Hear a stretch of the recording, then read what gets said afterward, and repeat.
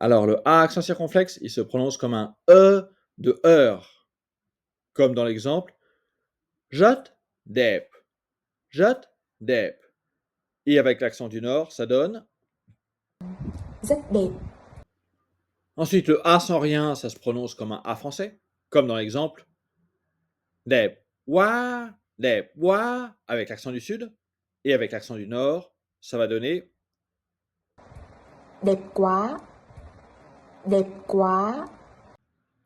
Le A avec la parabole, ça va faire un. C'est un A un peu plus nasal, comme dans l'exemple dep lam, avec l'accent du Nord. Đẹp lắm. Đẹp lắm. Et les trois d'affilée font Ouah, ouah. Alors, quels sons entendez-vous? L'homme, l'homme, l'homme. Est-ce un A chapeau, un A ou un A sans rien? L'homme. Donc c'est bien un L-A chapeau M, l'homme, et pas un L-A-M qui ferait l'âme, et c'est pas non plus un L-A-M qui ferait l'âme. Voilà, donc c'est L-A chapeau M, l'homme. Le E sans accent circonflexe, sans le chapeau, ça va se prononcer comme un est en français. Le est de Seb, comme dans l'exemple Mdep, pour dire tu es belle à une fille. Mdep. Avec l'accent du Nord, ça va donner la même chose. Em đẹp. Em đẹp. Alors, le E avec un chapeau, là, c'est comme un E de Sébastien. Et. Et pour l'exemple, avec le E, on va faire Ghé, ghé. Ghế. Ghế. Une façon de bien retenir comment prononcer les deux E, c'est que le E sans chapeau, il est ouvert.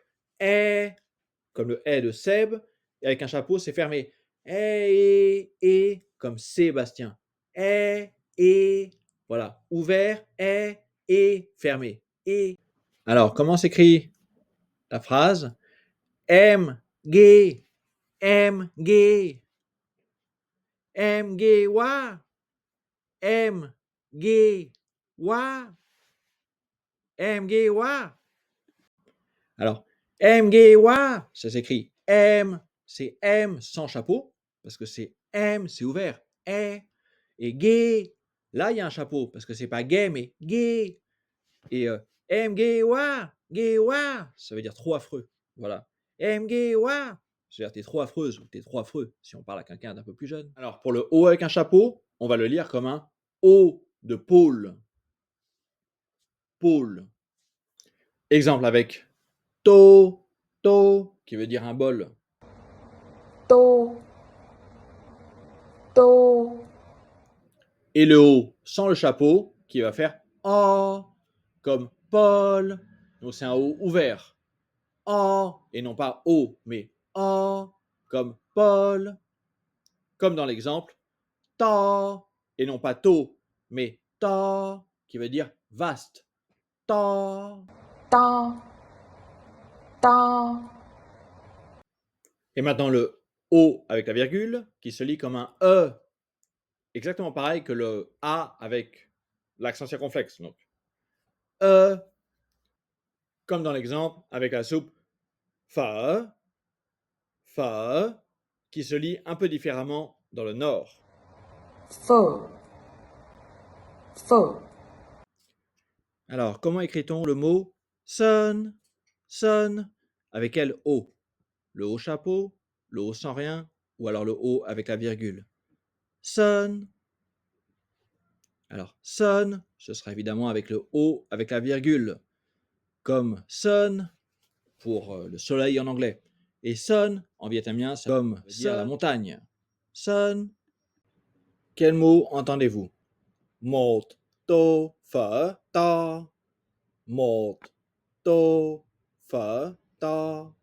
Một tô, phở, to. Alors c'est một, tô, avec un chapeau, puisqu'on entend O, phở, to. Et là, il n'y a pas de chapeau. To, parce que c'est pas to, mais to, c'est ouvert. Donc le I et le Y en vietnamien se prononcent comme le I en français. associé à d'autres voyelles, le i et le y ne se lisent pas de la même façon. D'ailleurs, le i en vietnamien, on l'appelle le i court, alors que le y, on l'appelle le i long. Donc, le ai, par exemple, ça va se lire comme aïe. Oi, ça va se lire comme oi. Oi, ça va se lire comme oi. Œil, ça va se lire comme œil. Et oui, ça va se lire comme ouille. En revanche, avec le y, qu'on appelle donc i long en vietnamien, eh bien, lui, on va le lire ai avec le a. Le a chapeau y, on va pas lire ei. Ça va être comme une exception. On va le lire ei. Il n'y a pas de logique à ça. Mais a chapeau y, ça va être ei. Et uy, ça va pas faire oui. Ça va faire oui. Un u français plus un i. C'est pour ça que le prénom Tui se lit Tui et non pas Toui. Voilà. Donc uy, c'est un u français. Voilà. uy en vietnamien égale u français plus un i. Oui. Alors que ui, ça fait ouille. Alors le u, on va le lire comme un ou. Par exemple, pour souhaiter quelque chose en vietnamien, on va dire chok, chok. chúc, Et le u avec la virgule, on va le lire comme un donc comme un enfant qui fait l'idiot, quoi. Et pour dire ouais en vietnamien, on fait euh. ừ, ừ, Et maintenant, quels sons entendez-vous? Chok, mừng, chok, mừng, chok, mừng. Donc chok, il s'agit du u sans rien, puisqu'on entend le ou, chok. Et ensuite, il s'agit du e, puisqu'on entend mừng, chok mừng, qui veut dire félicitations. Voilà. chúc mừng, chúc mừng.